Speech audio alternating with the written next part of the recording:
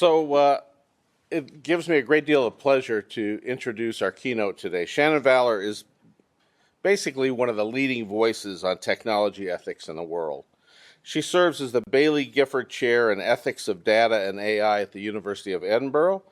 She's advised policymakers, tech executives on ethical design and use of AI. She has a remarkable list of accomplishments that I could list here, but then I'd be taking time away from her talk. I'm also happy to say she was a longtime faculty member at Santa Clara, including served as chair as the Department of Philosophy. So without further ado, Shannon Vallor.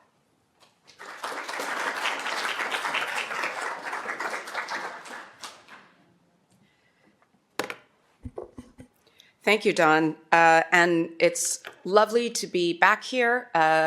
There are some friendly faces in the audience that I'm thrilled to see, and happy also for the new faces that hopefully we can chat with during the Q&A. The thing I want to say about my talk today is, for those of you who attended my talk earlier this week here on Tuesday, this is a different style, right? Lately I've been doing, of course, a lot of work in the tech sector, and my presentations are very much, big shiny images, not a lot of text, not particularly philosophical always, or at least the philosophical guts of what I do are hidden a little bit. And today was an opportunity, particularly in the call that Brian and Matthew articulated earlier, to think about these deeper questions that are vital to understanding the relationship between AI and our humanity, and the possibilities of a new humanism. That actually was a perfect synthesis with the work I had been doing already in preparation for a lecture that I gave at the University of Cambridge in March. So this talk is a bit more philosophical, and I hope you'll just take the opportunity to kind of let some of what I have to say sink in, and I'm happy to clarify anything during the Q&A that's needed. So I'm gonna read the talk. There are a few slides, but don't get hung up on the slides, because the slides are really just there as placeholders and just to kind of mark some key points in the talk. I want to be able in this talk to engage this notion of the coded human. And I'll explain what I mean by that in due course. Before that, I'm going to talk for just a little bit about the frame of the talk, the preface.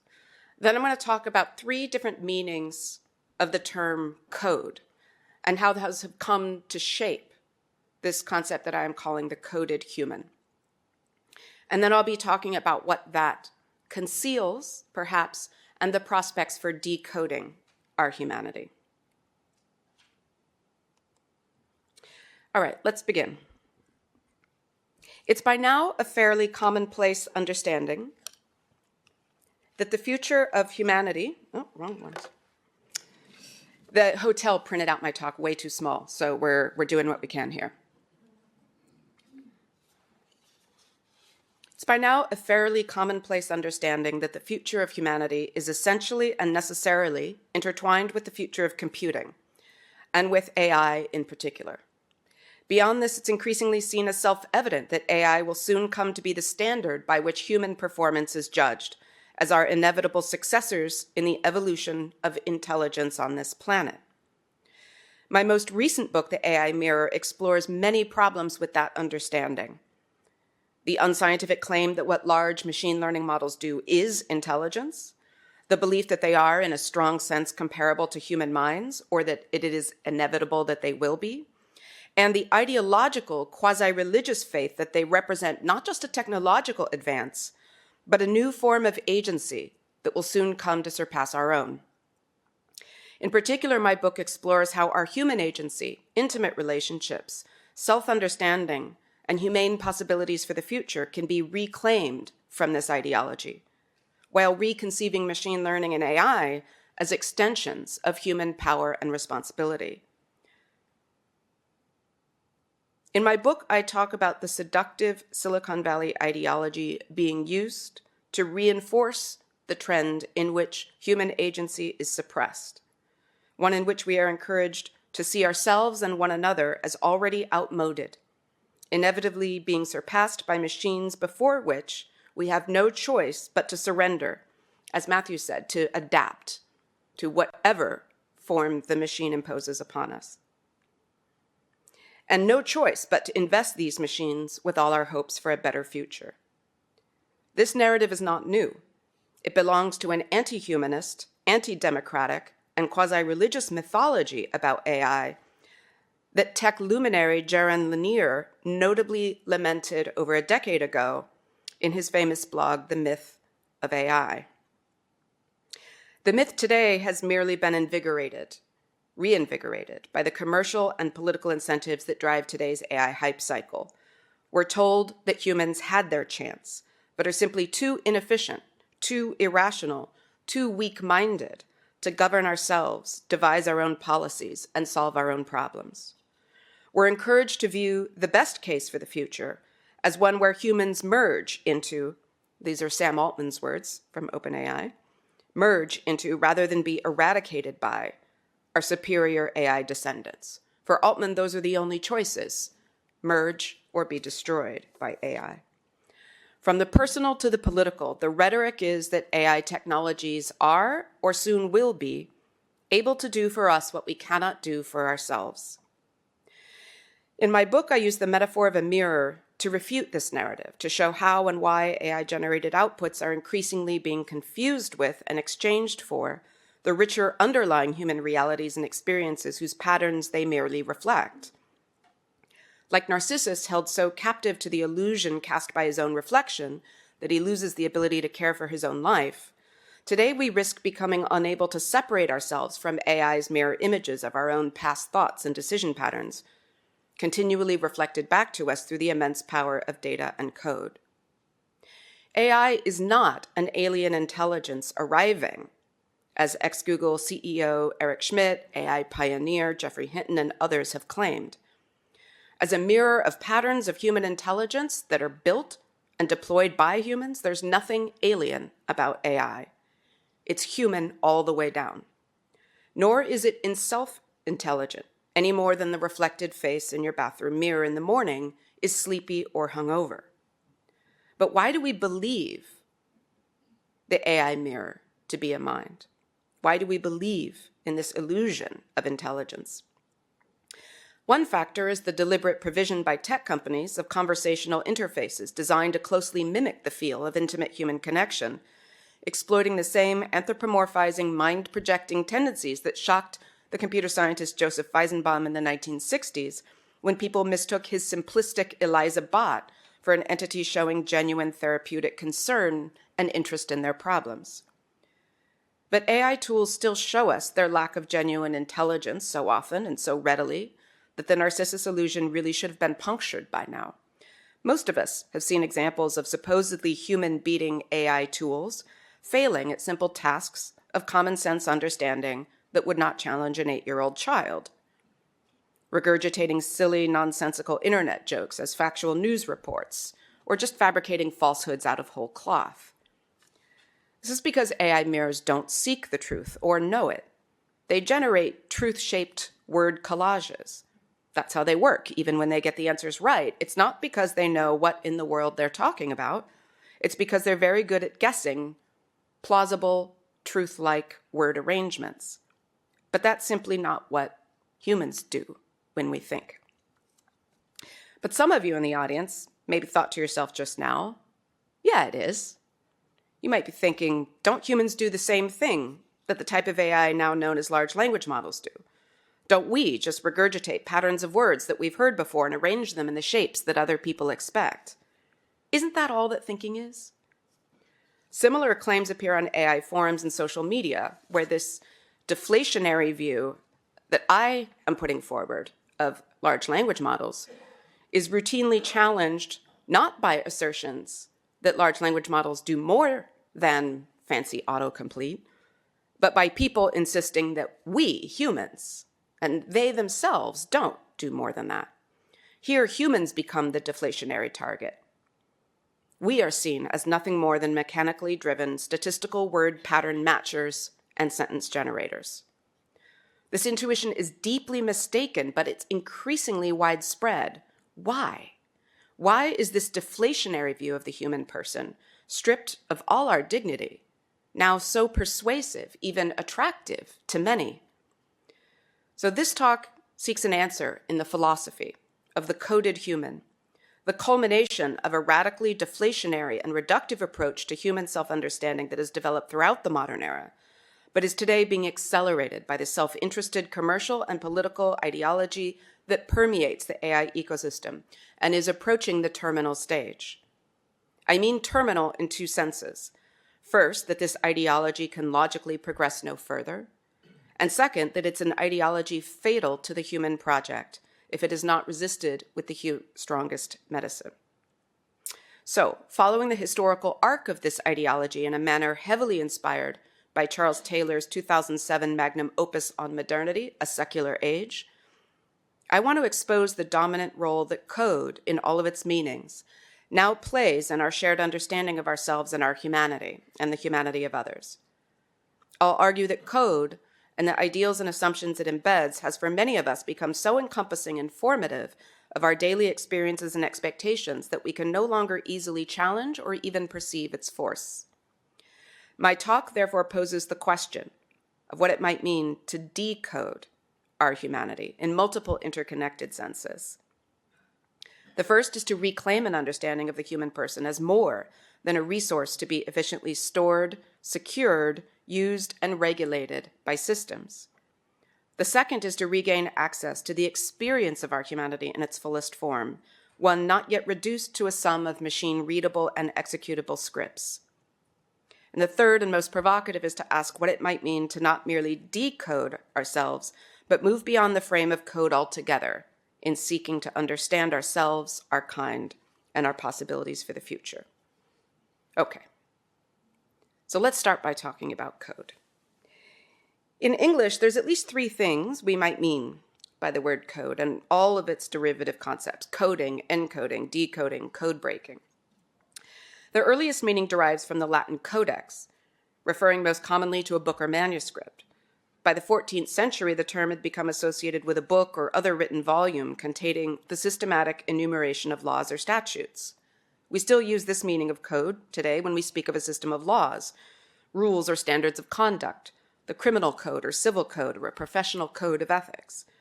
In this sense, a code is a body of prescriptions for regulating human behavior.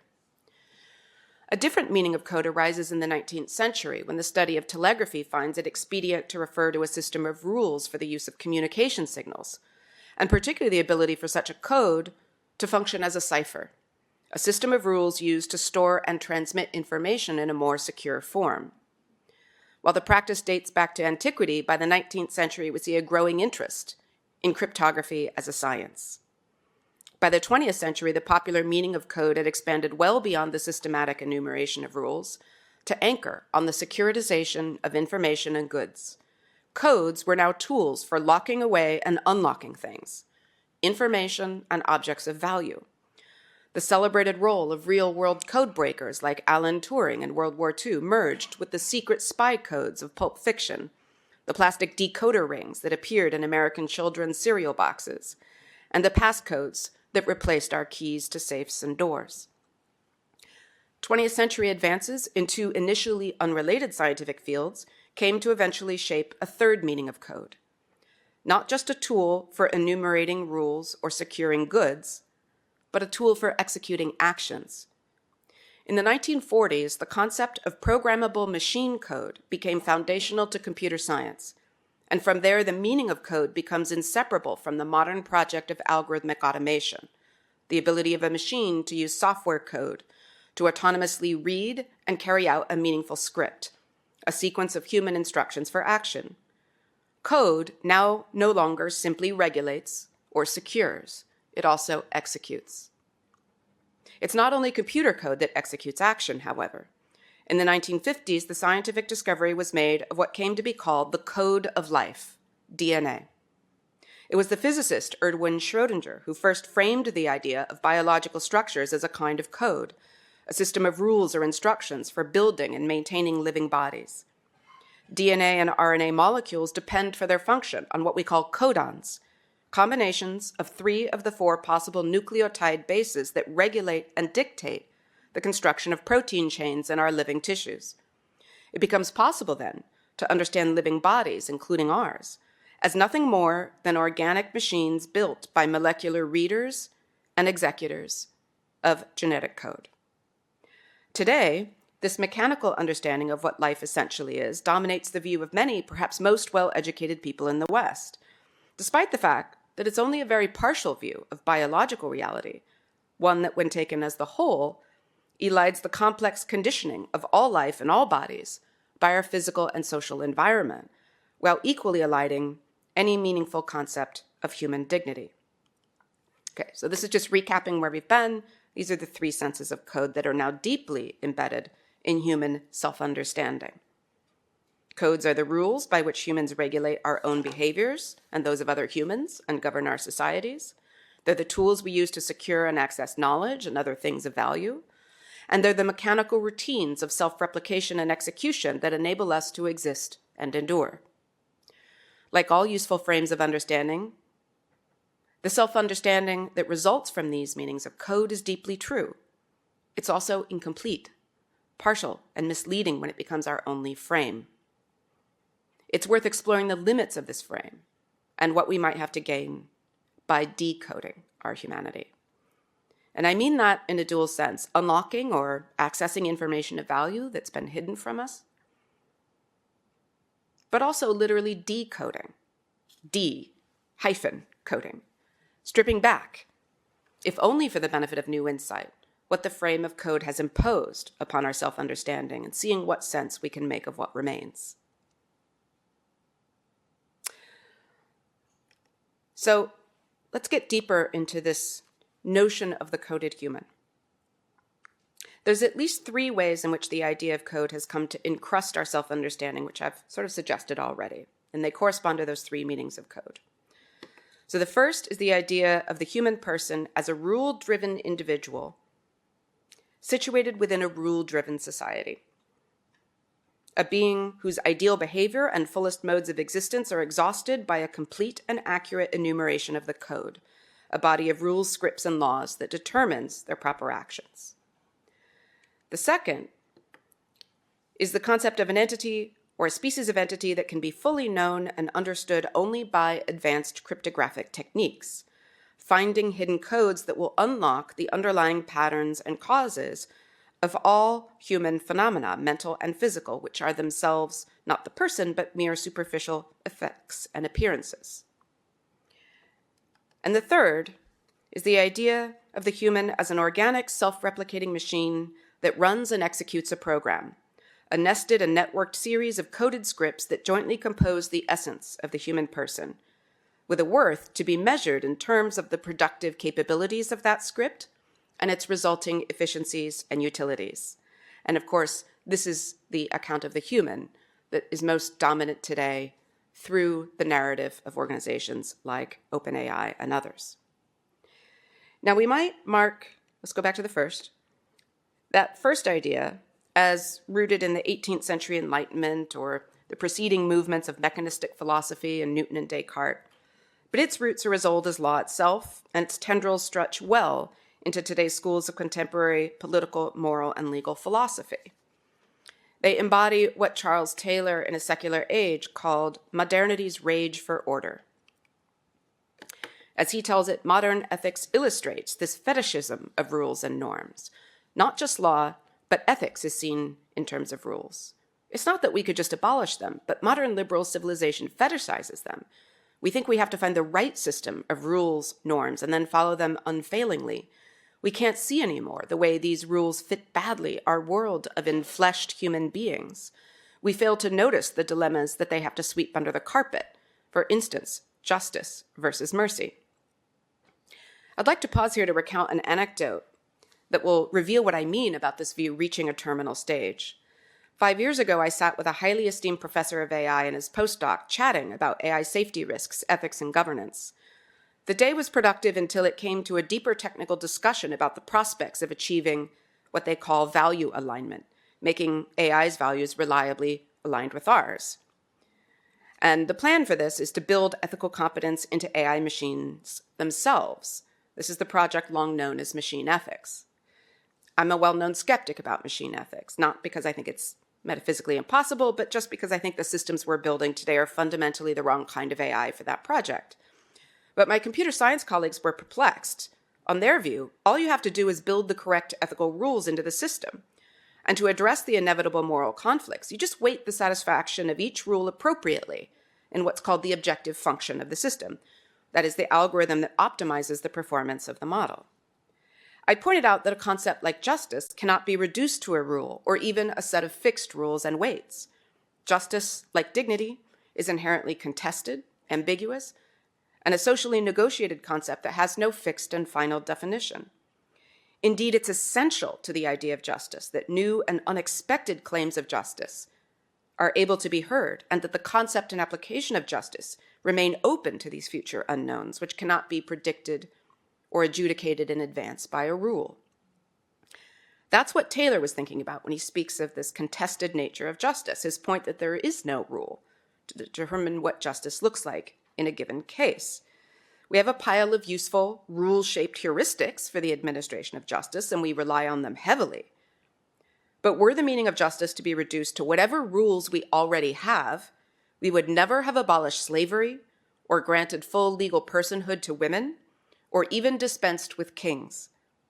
The moral realities of the concrete situation, as revealed to our judgment by the testimony of the experiences of those involved, form a part of justice that is always outside the rule.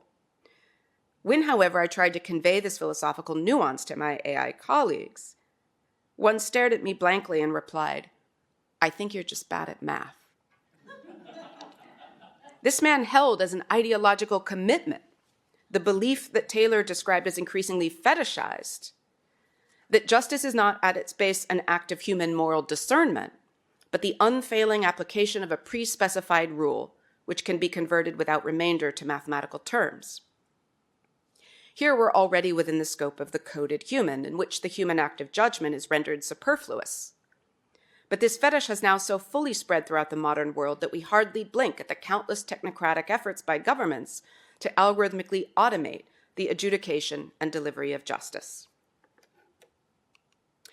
The second vision of encoded humanity took firm hold in the 19th century.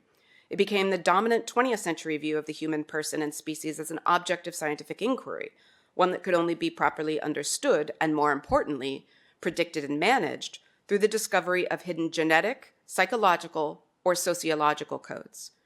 This assumption underlies and binds theories as distant as Freudian analysis, Marxism, eugenics, and behaviorism.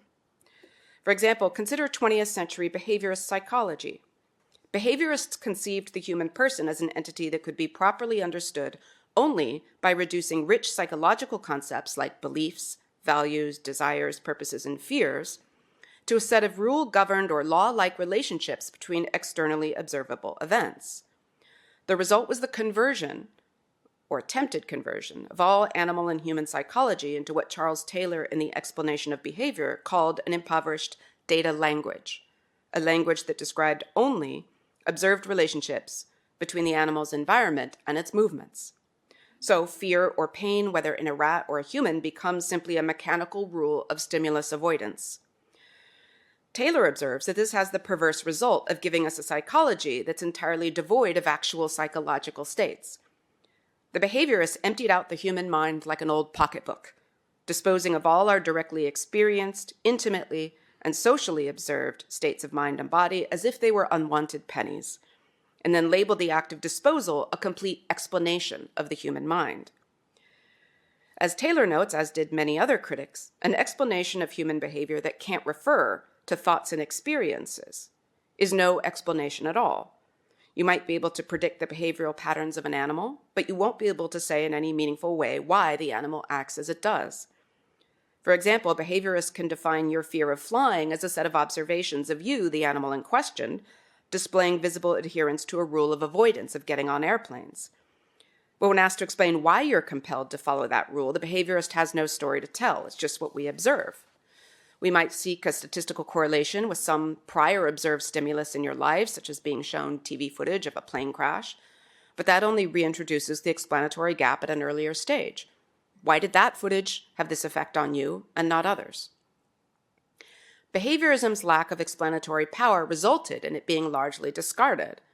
But as with eugenics, phrenology, and any number of other rightly rejected pseudoscientific fascinations, its ghost still haunts the conception of the human person that dominates Silicon Valley technological discourse.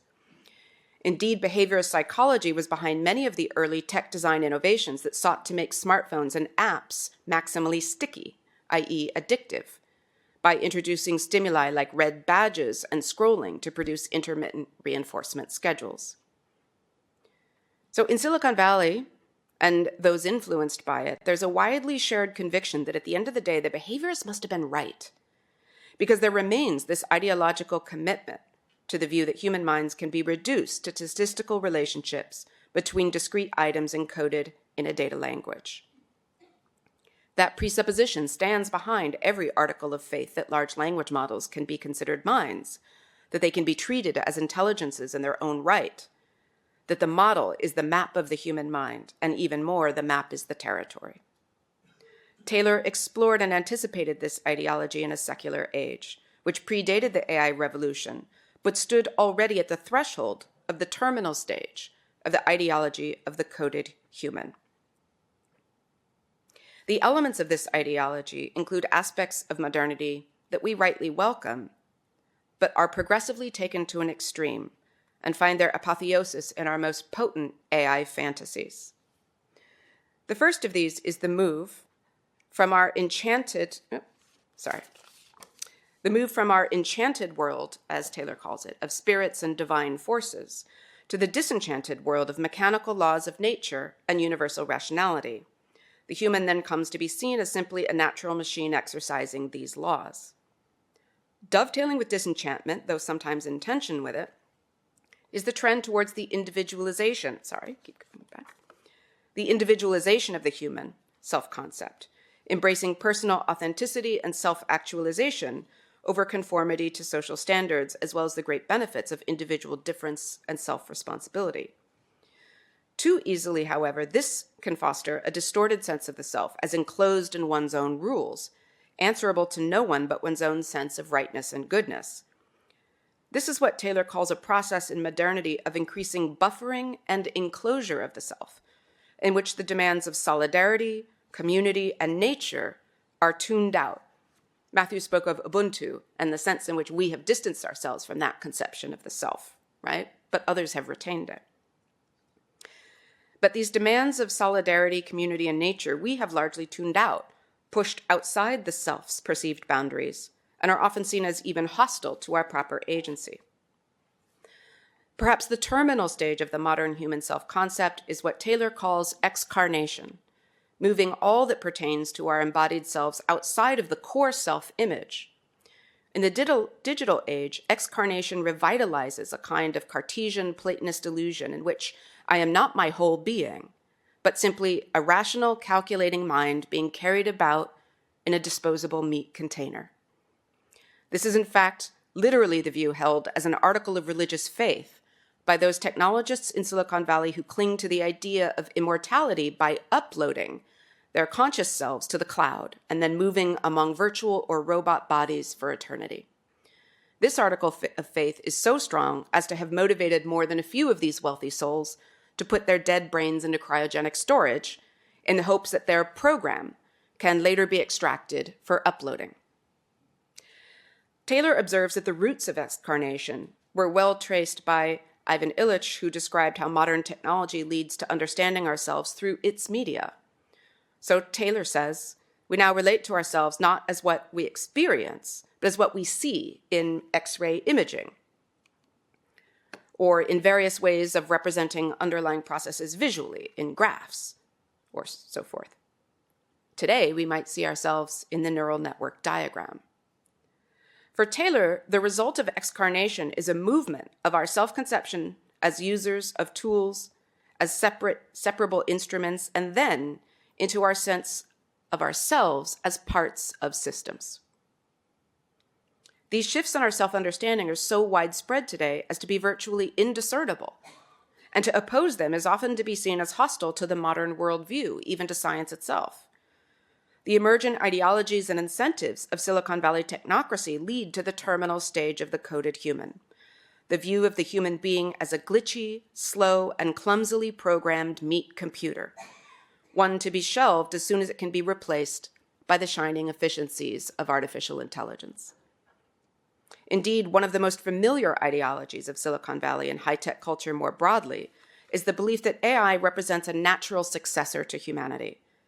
Natural not in the biological or organic sense, but natural in the sense of something fitting, even necessary.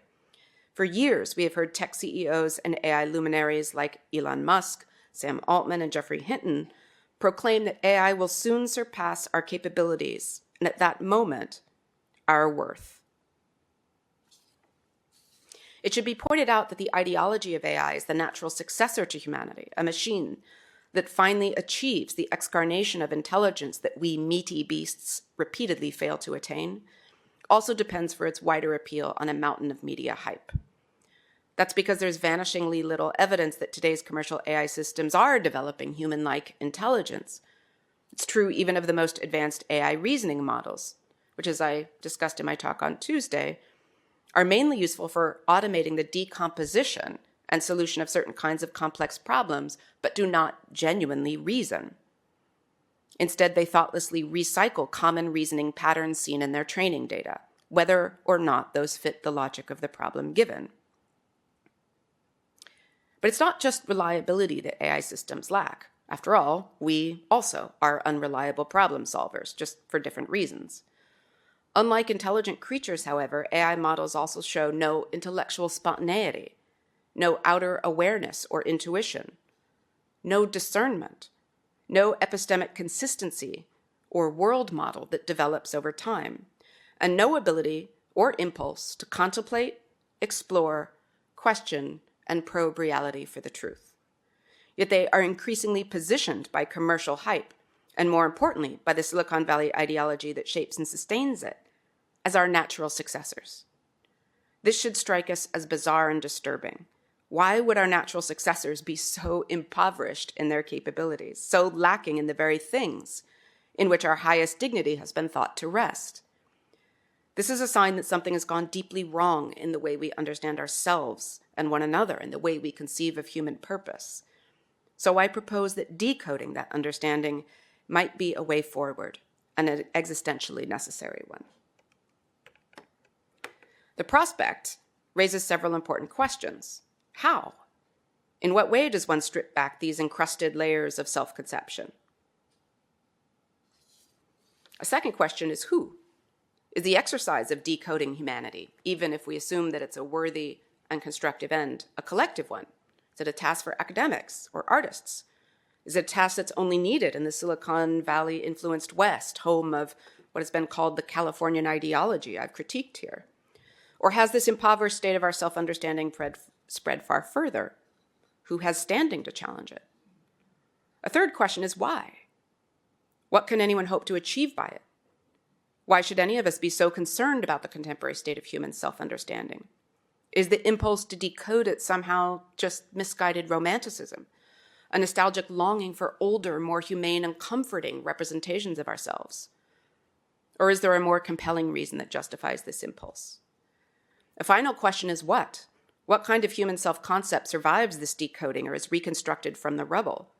Are we to return to pre-modern romantic or religious views of the human person which were themselves also parochial and impoverished in ways that moderns rightly criticized? Or is this an opportunity to take human self-understanding in new directions? The first three questions deserve their own inquiries, and here I'll only sketch a few possible answers to the fourth. So one possible way forward, rooted in postmodern philosophy that deliberately destabilizes the view of the human person, is to suggest that decoding reveals no deeper, richer core truth about ourselves, just a play of meaning that exists in a perpetual state of movement and difference. Drawing on Wittgenstein, we might say that we are language games all the way down, and that philosophy's task is not to find the hidden code behind the games we play, but to offer a therapeutic release from the decoding impulse once and for all. Another alternative is to revive the existentialist view of the human person.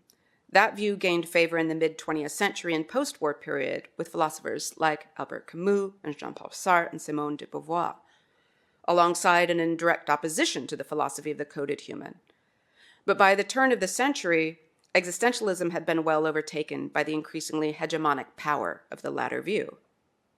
But for the existentialist, there is no hidden code to be found that runs the human mind or body, because the only true essence of the human person is the radical freedom provided by our conscious agency, and the burden of being morally and politically responsible for executing that freedom, no matter the circumstances in which we find ourselves.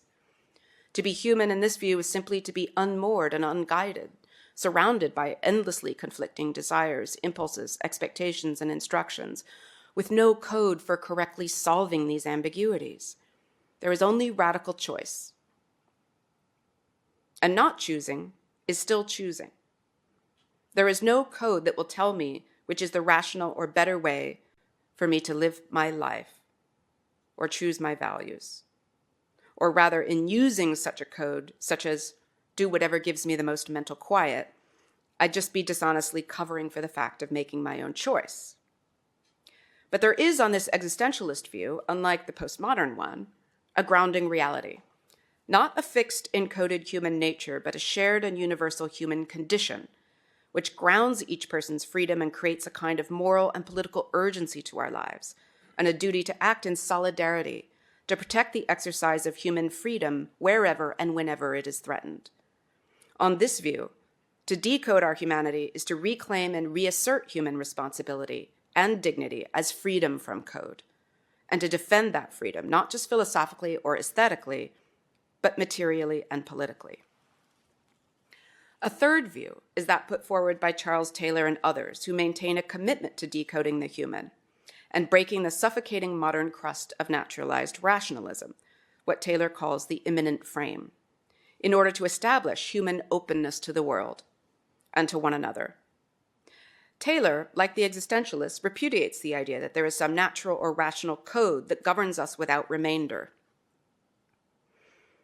As he says, we can't live without codes, legal ones, which are essential to the rule of law, moral ones, which we have to inculcate in each new generation. But, he says, codes, even the best codes, can become idolatrous traps, which tempt us to complicity in violence. Yet, unlike the existentialist, Taylor refuses to adopt the view of ourselves as radically abandoned, cut off from guidance from transcendent sources of meaning and value outside ourselves. Taylor seeks a notion of the decoded human as unstable and free, but hermeneutically open, not abandoned to the void to make meaning and value from nothing, as the existentialists would have it, but rather creatively responding and transforming meanings and values already made and given to us by others and by the world around us. Taylor reminds us that disenchantment by code is its own kind of ideological refuge from our human anxieties, one that is no less vulnerable than religion to becoming an instrument of terrible violence and self-deception. He says, we should find the center of our spiritual lives beyond the code, deeper than the code, in networks of living concern, which are not to be sacrificed to the code, which must even from time to time subvert it. This message comes out of a certain theology, but it could be heard with profit by everybody.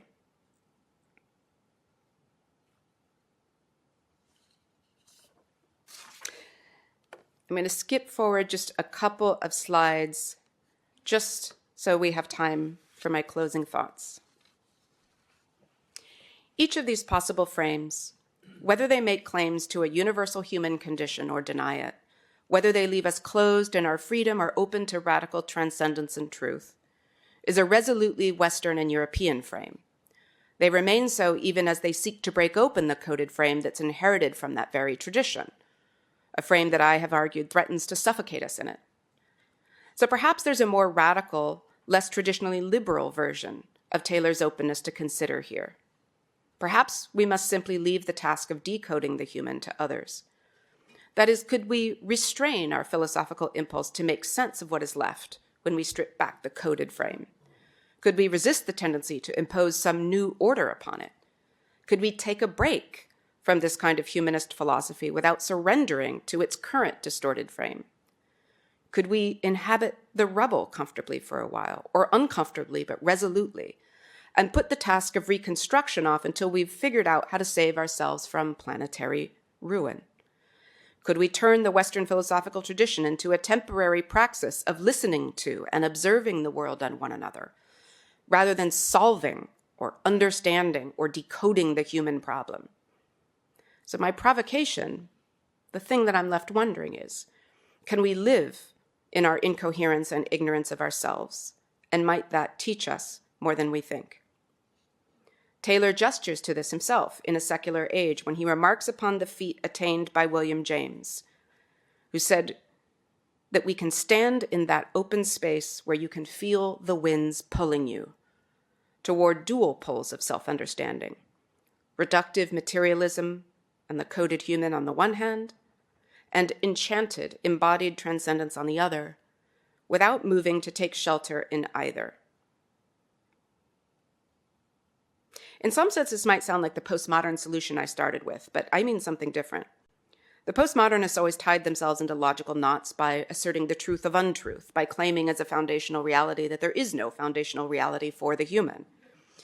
This is why Wittgenstein preferred to think of philosophy as a kind of therapy, one that offers to dissolve rather than solve the problems we endlessly create for ourselves with language. But I think that misunderstands what good therapy does. Therapy doesn't just dissolve our problems. If I go to therapy because I'm alone or depressed or angry, those are real conditions arising from worldly realities I must struggle with. The therapist can't dissolve those realities for me. And the problems we bring to therapy often aren't just created by our thoughts and feelings. What good therapy can do is give us a space to pause our fruitless attempts and self-destructive attempts to solve or dissolve those painful realities.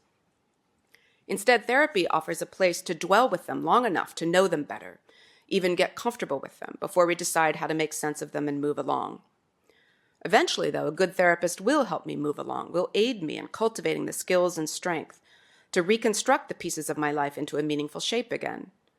What good therapy does is help me break the hold of the codes that are blocking that and to resist the rush to tie myself to a new frame before I'm ready.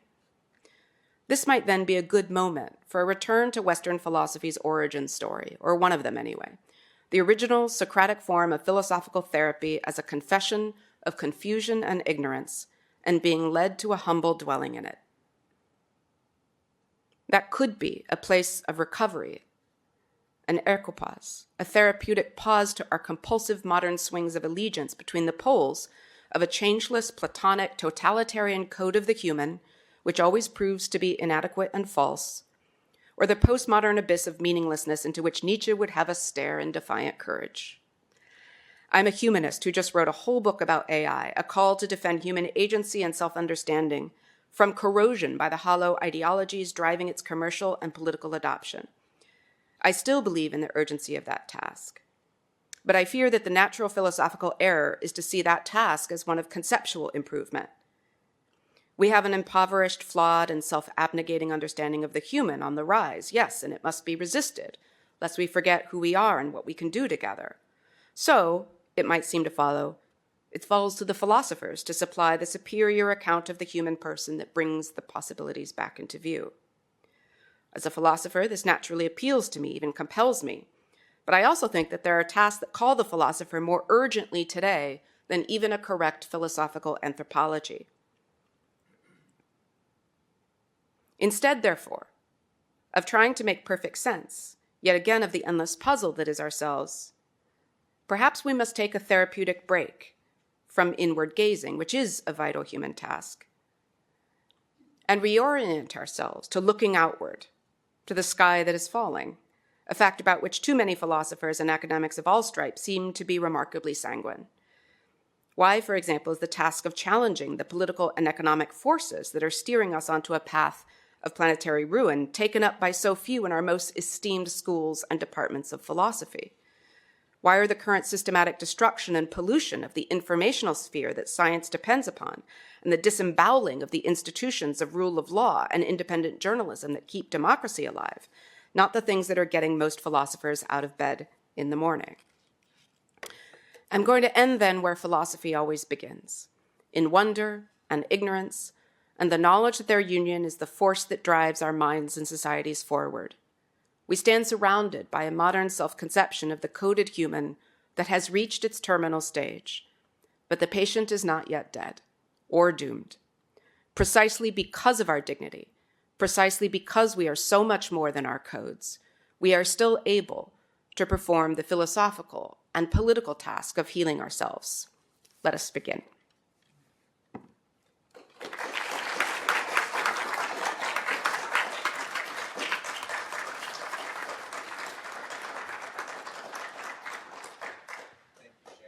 Shannon, I think we might stay up here just because of the microphone if you do have You bet. questions. So there were a couple of questions that were brought down to the end. I'm going to stand up here with Shannon just because of the microphone. We want people online to be able to hear us. But there are a couple of questions here. How do you approach the questions of dignity of work in the AI context, especially given populism? If I can put that there. Yeah, that's a huge issue. So, I mean, what we're seeing, of course, is a move to bring AI into the workplace to replace people. But in practice, that's not going to be very easy in most cases.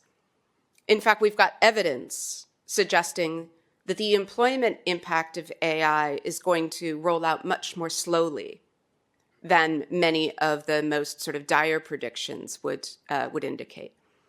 Because, as I mentioned, these tools actually are not smart. So what we're finding is that when they're brought into the workforce, humans actually end up with more to do. But what they're doing is cleaning up after the errors of AI or double checking what AI is doing because it's not yet good enough to be trusted. Now that might change over time, but for the moment, that's where we are. Does that mean AI will have no impact on work? No. And the impact it's already having is very much tied to this notion of the dignity of work. Because what's often happening is that AI is being used as a tool to surveil and manage humans who are treated as machines in the system, parts of the mechanism. And this is a very old tradition, right? This is something that philosophers and economists and political theorists have been talking about since the middle of the 20th century, the way that industrialization and Taylorism in the 20th century and all these, ways of trying to manage the human as a machine have been attempted. But what AI does is make that project much, much easier to do and much more appealing to roll out at scale. So we've already got, for example, and this has been going on for about 5 years, if not more, Amazon factory workers who haven't yet been replaced fully by machines. Machines do some of the work in Amazon factories, but there's still not a lot of people in them. Why? Because the machines just aren't smart enough to move around that environment in the way that humans can. But what are a lot of the machines in Amazon factories doing? They're surveilling the people. They're timing the people. They're measuring the people, calculating the rates at which they're moving boxes, even calculating the angles at which they bend their bodies to pick up a box and correcting the humans and saying, actually, the optimal bending angle is this and not that. And if you change that, you could shave 0.02 seconds off of each of your lifting operations. So we're going to ask you to do that. So the idea of AI as the thing that manages us, that holds us to its standards, which of course are still human standards. Remember what I said about AI being human all the way down, right? But it's a way of distancing us from that relationship that we have with, for example, human managers who might be sympathetic, who might take our particular back issues into account and say, actually, no, you don't need to bend that way. It's all right. We understand, right? To move to a model of management of work that is rigid, inflexible, and optimized, not for human values, but for the values of the system itself and its profits. That's what we're seeing AI be used to do. And it's affecting not just, blue-collar jobs like Amazon box picking. It's being aggressively pushed out in white-collar jobs everywhere. So it's an issue that is not about replacement of humans, but it's about the degradation of our agency in the workplace, our ability to work together with other humans to do the things we're there to do and to do them well, and instead the reduction of our agency to mechanical meat bots that have to be optimized and corralled. Another question here. Taylor's view of a decoded future of humanism. Doesn't such a vision emerge from the best examples of previous human spirituality grounded in a more global comprehensiveness? Now, there are some questions that hopefully you can decode. Yeah. So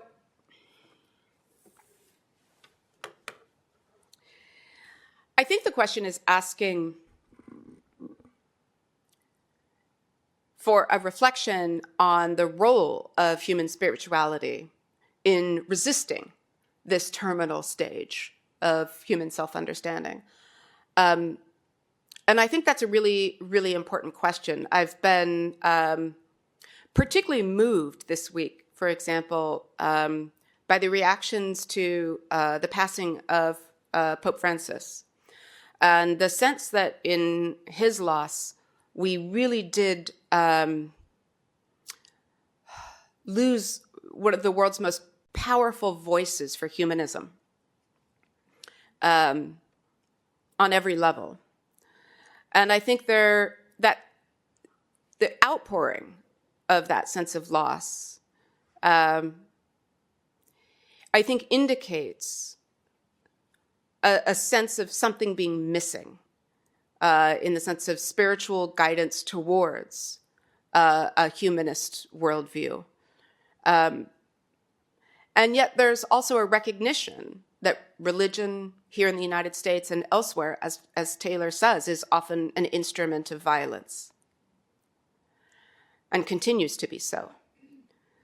So the ambivalence that people have about religion, about spirituality, about the connection between them, I mean, that has been part of, the modern world for quite some time now. And I don't know what the answer to that is, but I think that there's both a hunger for spiritual guidance towards a renewed humanism and a fear of it. We have time for one more. How do you see the application of AI in therapy, well-being, companionship, and in popularity? Say that one more time. How do you see the application of AI in therapy and in well-being, companion?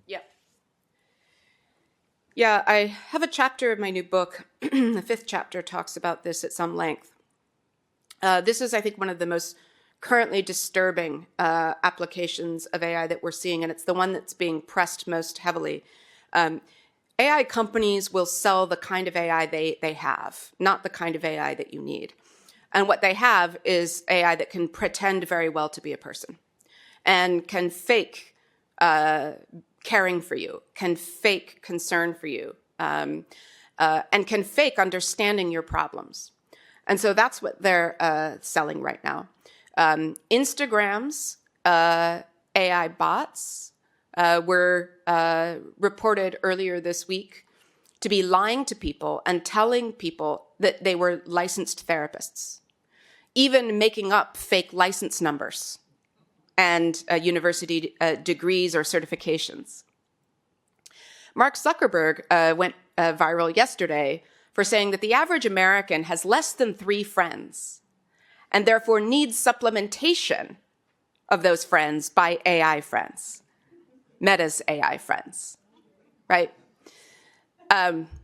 We need to understand what is happening here and the way in which companies that desperately need to get a return on investment for AI. Do you remember how much money Mark Zuckerberg sunk into the metaverse, which went,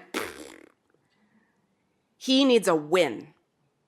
And what he's got, all he's got, is AI chatbots that can pretend to be your friend. And he's going to do everything in his power to convince you that you need these friends, that you need these therapists. And indeed, I just read a piece that will come out soon from the Hastings Center, talking about the fact that AI therapy bots are inevitable because we simply are not providing enough human therapeutic support to meet the needs of people, which is true, right? We have a crisis in mental health, particularly among young people worldwide. And we don't have the investment in human care needed to meet their needs. And this is just such a tragic diagnosis of the failures of the kind of move towards the coded human that I describe in this talk, I think. Because what we've essentially said is, well, we certainly aren't going to meet human needs with humans. So this is the next best thing we've got for you. And all we can do is try to sand off its harmful, sharp edges and make it a little less dangerous for you and your kids to use. I said that was the last question, but I'm going to actually ask Yeah. you one more thing. How do you tie that then, coming back to human dignity? What is the risk to human dignity through these chatbots?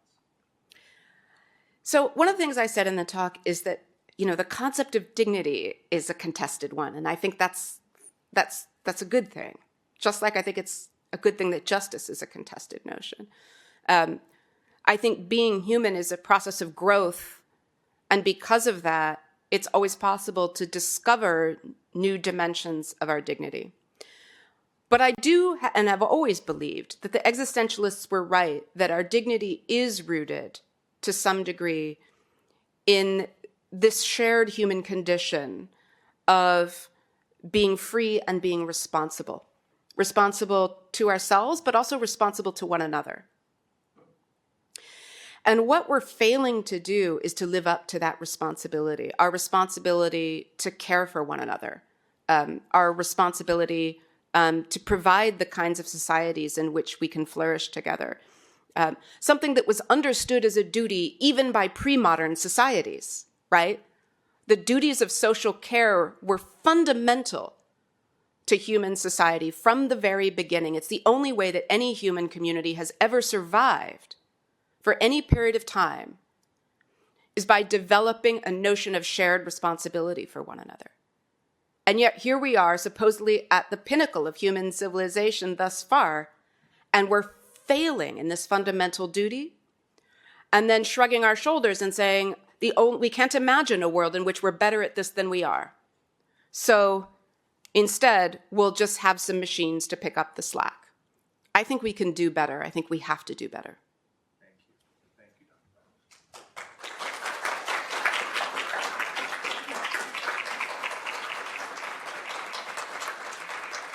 Thank you.